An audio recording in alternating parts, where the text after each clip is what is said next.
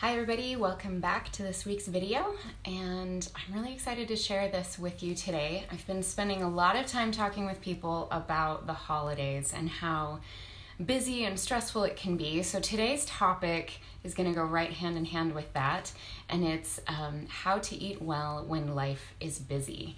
And if there's ever a time of life that life is busy, it's now, right? As we're getting into the holidays. So hopefully today's video will help you a little bit going through that.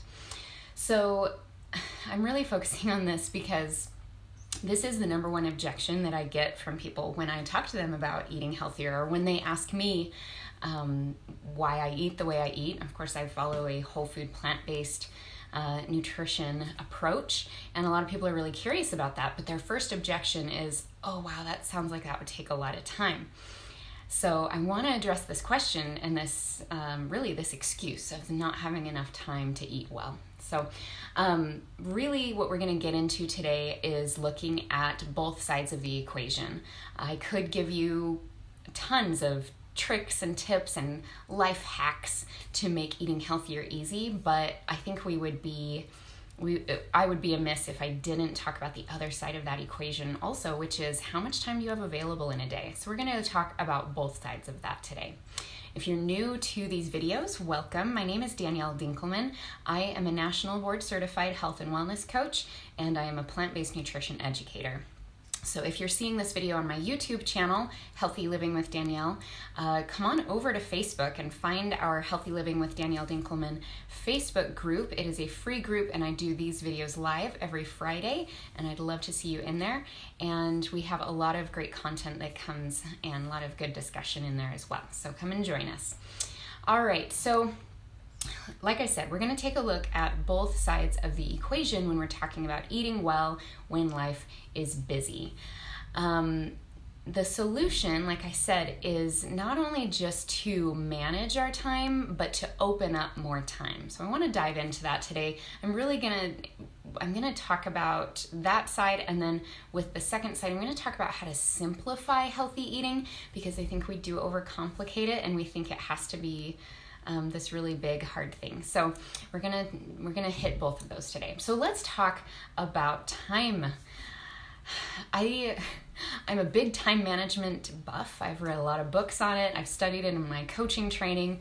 But I think the best and most useful thing that I ever learned about how to use my time more wisely is what I'm going to share with you today, which is how to say no and how to say yes to the best things. So I'm going to have two resources listed in the description of this video for you, because the idea that I'm sharing with you right now of being able to open up more time in your life so that you can have those healthy habits that you want, there's no way I could cover it in these next 3 or 4 minutes.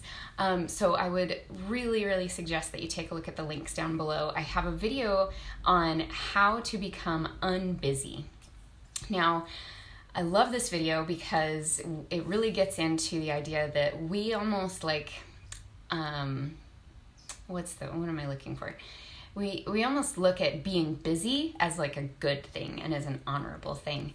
And it's really getting out of hand, in my opinion, in our society. So if we can flip that around, and if we can say, actually, I want to be less busy, then we can create a lifestyle that has more space for the things that are most important. So that's my first tip is to start to say no to things and draw boundaries and create space in your life for the things that are most important.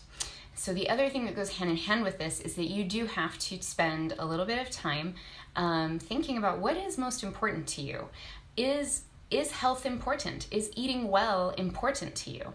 And one of my favorite exercises to do is to list out kind of the main things that I'm kind of trying to juggle or prioritize and decide what is most important. So you could even do a holiday time exercise with this, and you could jot down the things that are kind of demanding some of your time. And I love to go through each of those things on the list and go look at number 1 compared to number 2 and ask yourself which one is more important. And the one that's more important, put a little mark next to it. And then go number 1 compared to number 3. Which one is more important? And so on and so forth until you have compared every single thing on your list to all of the other things on the list. And you're going to have all of these tally marks, and it's going to become really clear really quickly what truly is most important to you to spend your time on. And then I would invite you to take a look at those things that are lowest on the list and see if you can just eliminate them. Are there things that you can say no to? Are there holiday parties you can back out of? Are there commitments that you can uncommit yourself from? Freeing up more time and creating more white space for relaxation and rest and time to prepare healthy food is a big part of this equation. So take a look at the links down below. I've also linked one of my favorite books on how to do this in your life and in your time called Essentialism. It's a fabulous book. I linked a video down below that's actually a visual summary of it if you want to get a taste for what it's about. But I highly recommend that book, Essentialism by Greg McKeown. And hopefully that helps a little bit. So we can't talk about taking, time to be able to eat better without also looking at, okay, how am I spending my time and can I spend it more wisely? And am I wasting my time? Am I overcommitting myself? Am I spending time on things that really aren't the most important? That's why I love this idea of essentialism. Is it essential that I show up to that party? Is it essential that I say yes to that activity or that commitment? This is an important part of our lifestyle as we're looking at this. Okay. So that's a little bit of my soapbox, but I hope that you'll take a look at those links below and consider those ideas to create more space in your life. Let's get into the healthy eating tips. There is a way to simplify healthy eating. And part of that, I have 3 things to share with you today. So number 1 is to meal plan. I know some of you might not like that, but I am telling you, if you want to save yourself time and if you want to be the most effective, efficient, healthy eater and busy mom or busy dad that you want to be, you need to have a plan, okay? And I actually have a very thorough, fantastic episode on this YouTube channel about meal planning. I will put a link down below, so check that out. But create a meal planning system that works for your life, and I walk you through that process in that video, so go check that out. But I promise, the 20 minutes that you spend Sunday night or Monday morning or whatever to create your meal plan for the week will save you so much time and energy and stress throughout the rest of the week, okay? So as you go into these busy holiday weeks, plan for it. Be aware of, we're gonna have no time to fix food that day, so what can we have prepared? What can we have ready to go? Set yourself up for success with a plan.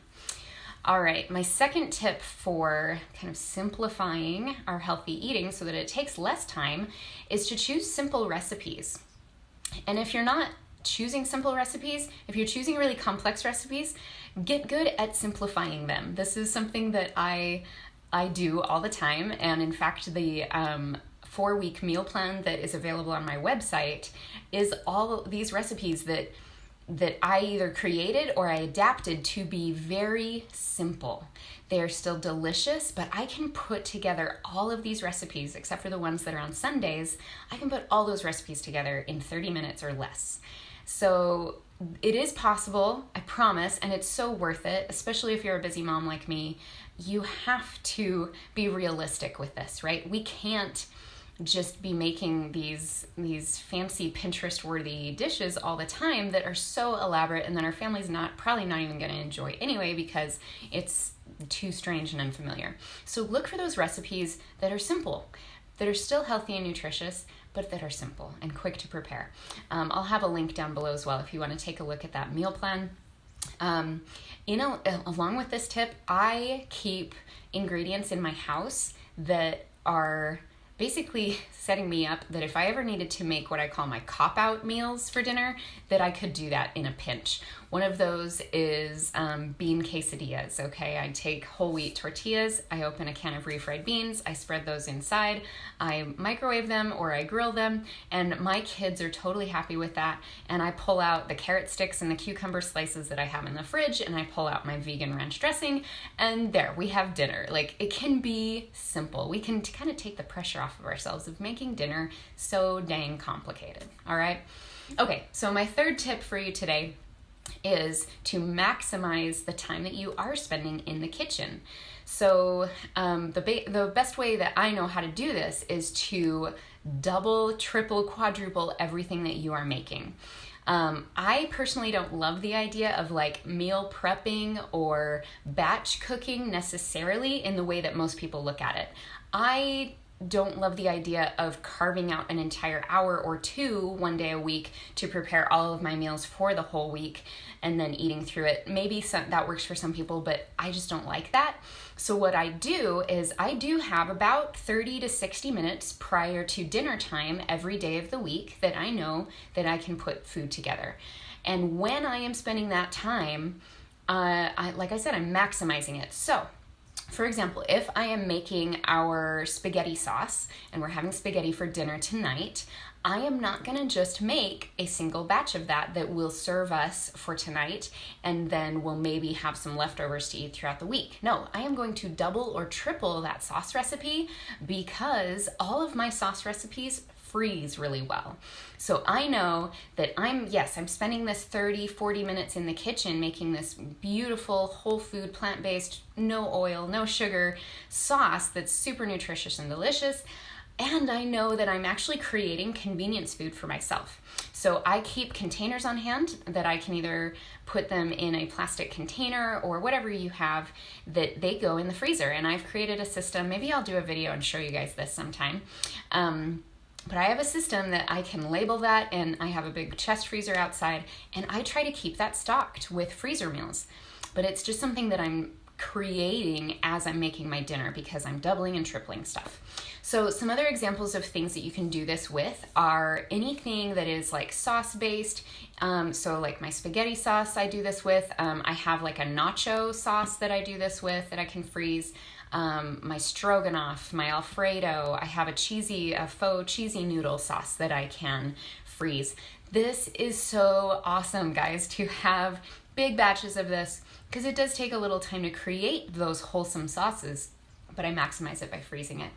The other things you can think about freezing, the bases of your soups. So I have a minestrone that I make. I have a vegetable barley that I make. That would be really easy to make a giant batch of it. Just don't put the noodles in it, and then throw that in a bag or a container in the freezer for another day. Other things that freeze really well, curries, okay? Kind of along that same line as the sauces and the soups. Those are gonna freeze really well. So again, make a big triple, quadruple batch if you need to. And then I wasn't sure how this would work out at first, but I have been doing this for like a whole year now. And I will tell you, all of my grains and legumes, so like beans and lentils and things, those freeze really well as well. So when I make a big batch of Spanish rice, I freeze a bunch of it. I make a taco mix that's rice and beans, and I throw that in the freezer, and it does just fine. I can pull it out weeks later and it's still just as good. And I have my own convenience food. I have my own packaged food I can pull out of that freezer. I have a rice pilaf that I make that freezes really well. Like, the list just goes on. So do you see how you can really maximize that time in the kitchen? Double, triple stuff, freeze it, and then you've got those available for your busier days. Okay, so there's a few ideas. So again, for our food prep ideas of simplifying that, meal plan. You must meal plan. Get to the point that you can punch out a meal plan in 20 minutes, okay? Again, there will be an episode linked below that you can learn how I do that. Number 2, choose or adapt recipes that are simple, okay? Find simple recipes that you can put together quickly, and batch everything you make. Just double, triple, and freeze. Okay? And then this other part of the equation, take a hard look at how you're spending your time. Are there things that you're spending your time on that you can start saying no to? Is there ways that you can create more space in your life? And there's some really great resources down below to explore that side of things, because if we ignore that, I think we're kidding ourselves. We can't just keep cramming more and more and more into our 24-hour days. We have to be using that time more judiciously. We need to be saying no more. We need more white space. We need more boundaries in our life. So take a hard look at that. All right, that is all for today. Thank you so much for those of you that joined me live, and thanks so much for watching this recording. If you'd like to share this video with other people, just hop over to my YouTube channel, find this video and share it all you'd like. I would love that. And find us in the Facebook group, Healthy Living with Danielle Dinkelman, and I will see you next week.